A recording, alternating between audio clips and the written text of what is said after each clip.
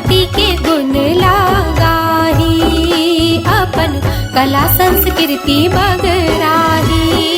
लोक चंदा संग चकोर छत्तीसगढ़ के चारों ओर जाही, माटी के गुण लगाही, अपन कला संस्कृति बगराही। लोक चंदा लोक चंदा लोक चंदा।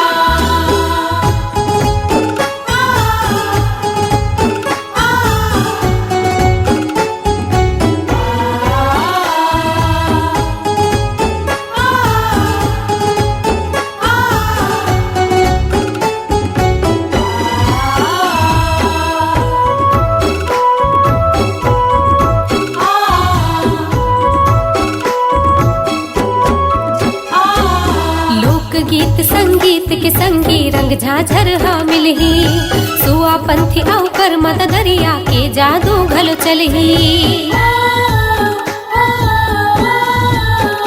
हाँ, लोक गीत संगीत के संगी रंग झाझर हा मिलही, सुआ पंथी आउ कर मत दरिया के जादू घलो चलही।